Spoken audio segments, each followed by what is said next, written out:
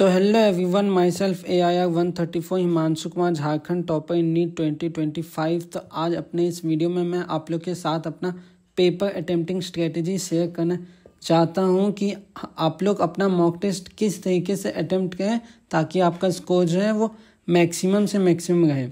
तो आप लोग की जानकारी के लिए मैं बता देता हूँ कि मैंने अपने नीट की जर्नी में total 170 full syllabus mock test दिए थे और 50 के आसपास पार्ट टेस्ट दिए थे, जिसके कारण मेरा नीट में 639 मार्क्स आ पाया। और इन टेस्ट के एक्सपीरियंस मैं आज आप लोग के साथ शेयर करने जा रहा हूँ। ठीक है, तो सबसे पहले स्टार्ट करते हैं कि आपको किस सीक्वेंस में अपना पेपर अटेम्प्ट करना चाहिए।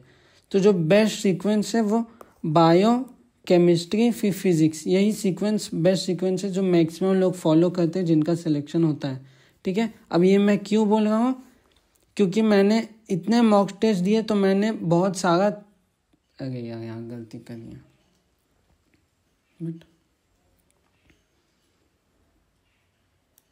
तो मैं ऐसा इसीलिए बोल रहा हूँ क्योंकि मैंने अपने जितने मॉक टेस्ट दिए हैं उसमें मैं कभी कभी फिजिक्स से भी स्टार्ट करके देखा हूँ, कभी कभी केमिस्ट्री से भी स्टार्ट करके देखा हूँ, बट जो बेस्ट सीक्वेंस है वो यही है।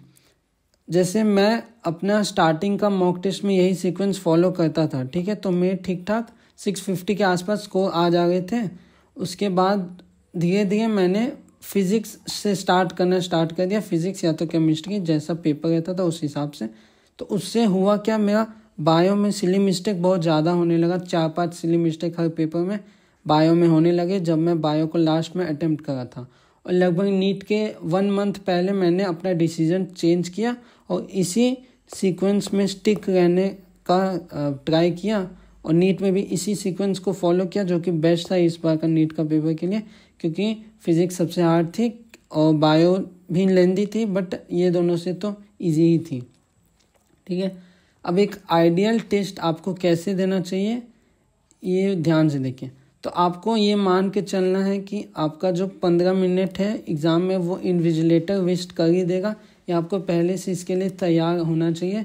इसीलिए आपको कोशिश करना है कि अपना मॉक टेस्ट 2 घंटा 45 मिनट में कंप्लीट कर लेना है, और इससे भी कम तो 2 घंटा 40 मिनट तक में आपको अपना मॉक टेस्ट कंप्लीट कर लेना है, ताकि एग्ज़ाम में आपको 15 मिनट वेस्ट होने का कोई लोड ना रहे और आप अपना पेपर वैसे भी अटेम्प्ट करें।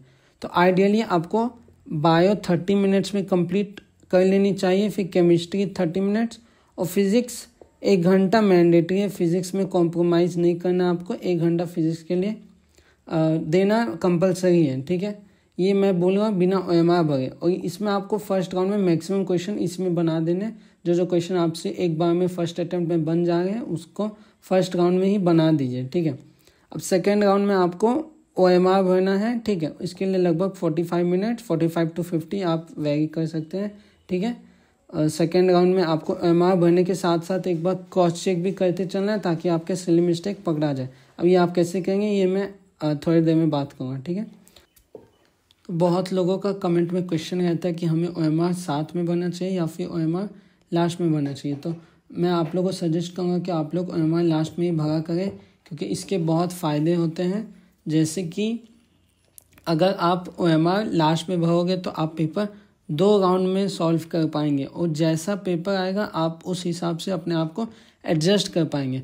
मान लीजिए इस बार जैसा हार्ड पेपर भी आपने अटेम्प्ट किया अगले साल, तो होगा क्या कि OMR भरते वक्त आपको पता रहेगा कि पेपर हार्ड है, मुझे OMR भरने में ज़्यादा टाइम वेस्ट नहीं करना है, तो आप जल्दी भरोगे। और अगर मान लीजिए नीट 24 जैसा आसान पेपर आ गया तो आपको पता रहेगा कि मेरे पास अभी बहुत टाइम है OMR भरने के लिए, तो वापस आप जो सिली मिस्टेक्स हैं अपनी सुधार सकते हैं, क्रॉस चेक कर सकते हैं। यही फ़ायदा होता है OMR लास्ट में भरने का, जिससे आपके 2 से 4 सिली मिस्टेक्स तो सुधर जाएंगे।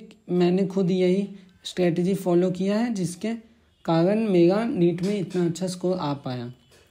ठीक है, अब नेक्स्ट आगे बढ़ते हैं कि ये स्ट्रेटजी हम अचीव कैसे करें, कि अगर 2 घंटा में पूरा पेपर बना के वापस 1 घंटा लास्ट का OMR भर के सेकेंड राउंड में बनाएं, तो ये अचीव कैसे करें। तो सबसे पहले आपको ये मन में डाल लेना है कि फिज़िक्स से हमें कॉम्प्रोमाइज़ नहीं करना है, क्योंकि फिजिक्स, अगर आप फिजिक्स को कम टाइम दोगे तो पक्का है कि आपका silly mistake plus calculation mistake होगा ही होगा।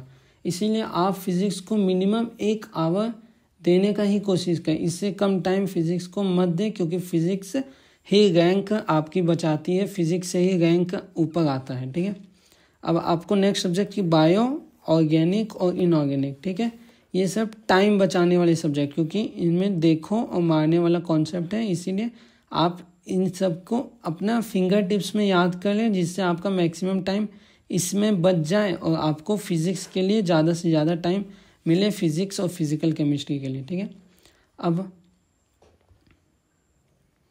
आपको एक एलिमिनेशन टेक्निक सीखनी पड़ेगी, और साथ में अगर आप क्वेश्चन जैसे ही आपके पास क्वेश्चन आए तो उसका कीवर्ड्स जो है उसको इनसर्कल या फिर अंडरलाइन कर ले। जैसे मैं नेक्स्ट पेज में दिखाता हूँ, जैसे ये दोनों नीट के क्वेश्चन, ठीक है।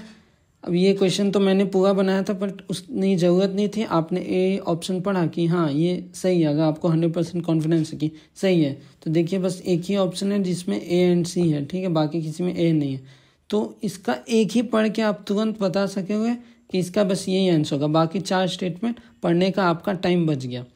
और जो कीवर्ड्स है, जैसे यहाँ इंटरनल या एक्सटर्नल कर सकता है, या ऐसे कीवर्ड्स को हाईलाइट कर दो, इनसर्कल कर दो, अंडरलाइन कर दो, तो इससे आपका बहुत फ़ायदा होगा। ठीक है, अब जैसे ये मैच द फॉलोइंग, इसमें ए का 3 बस एक ही ऑप्शन में था, तो एक बार में बाकी सब देखे बिना ये बन गया, तो एलिमिनेशन से बहुत टाइम आपका बचता है। ठीक है,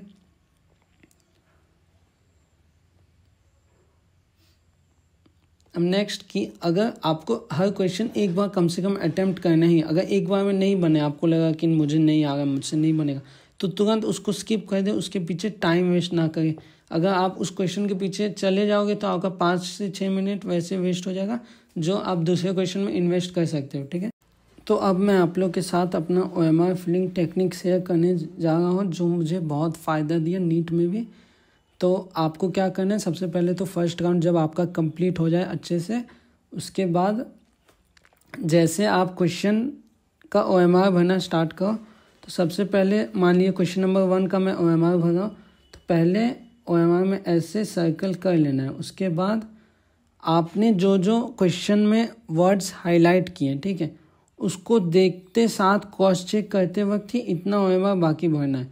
इससे होगा क्या कि आप एक टाइम पे, आपका तो बहुत टाइम भी बचेगा, साथ में आपका OMR भी भर जाएगा, और आपका जो क्वेश्चन है वो क्रॉस चेक हो जाएगा। इसमें थोड़ा सा 5 मिनट आपका एक्स्ट्रा लगेगा, बट आपका क्वेश्चन जो है वो क्रॉस चेक हो जाएगा। ये टेक्निक मुझे बहुत फ़ायदा दिया पूरे अपने जर्नी में। इससे मेरा हर टेस्ट में 4 से 5 सिली मिस्टेक सही हो जाता था, जिससे बहुत फ़ायदा हुआ मेरा। ठीक है, अब आपको ये सब चीज़ प्रैक्टिस करके ही मिलेगी, तो आपको मिनिमम 100 मॉक टेस्ट तो लगाने ही हैं, तभी आपका ये सारा टेक्निक बहुत अच्छे से डेवलप हो पाएगा। ठीक है, तो मैंने जब अपना LN का जो DLP टेस्ट होता है उसका पार्ट टेस्ट देना स्टार्ट किया था, तो मेरे फर्स्ट राउंड में लगभग 2 घंटा 50 मिनट, तो कभी 2 घंटा 45 मिनट, इतना टाइम लग जाता था फर्स्ट राउंड में। बट धीरे धीरे वो टाइम 45 से 40 हुआ, फिर 30 हुआ, धीरे धीरे लास्ट में मार्च अप्रैल के मंथ्स में मैं कैसा भी पेपर आओ 2 घंटा से 2 घंटा 10 मिनट में मैं हो जाता था। ये सब केवल प्रैक्टिस के वजह से ही हुआ कि मैंने तो इतने मॉक टेस्ट दिए, जिससे मेरा ये सब टेक्निक बहुत अच्छा से डेवलप हो गया, और कैसा भी पेपर आता था मेरा 2 घंटा से 2 घंटा 10 मिनट में हो ही जाता था।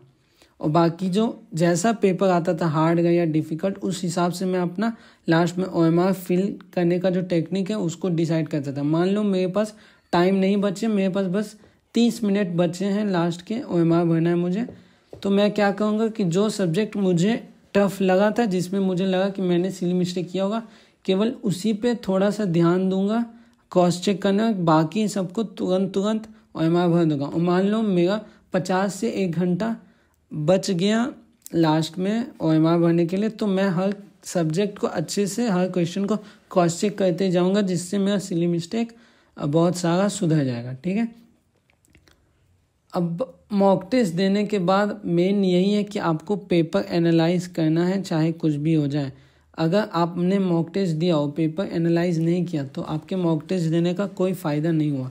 अब ये जो पेपर एनालिसिस है हर बच्चे के लिए अलग होता है, क्योंकि हर बच्चे का अपना अलग कंडीशन होता है उसकी तैयारी के।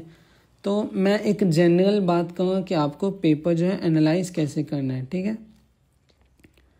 तो सबसे पहले आप लोगों को करना है कि जो क्वेश्चन आपने पेपर में छोड़े हैं उसको वापस से एक बार खुद से बिना टाइमर के अटेम्प्ट करो और देखो कि वो क्वेश्चन क्यों नहीं बने आपसे, ठीक है।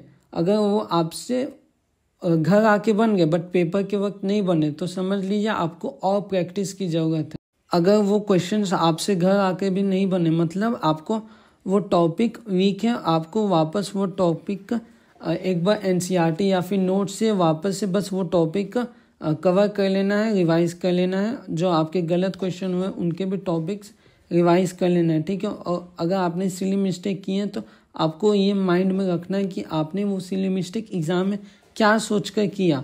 आपको माइंड में रखना है कि आपने वो सिली मिस्टेक आखिर एग्ज़ाम में क्यों किया। अब जो टॉपिक्स आपके गलत हुए उनको केवल क्विकली रिवाइज कर लो एनसीईआरटी से या फिर अपने नोट से, ठीक है।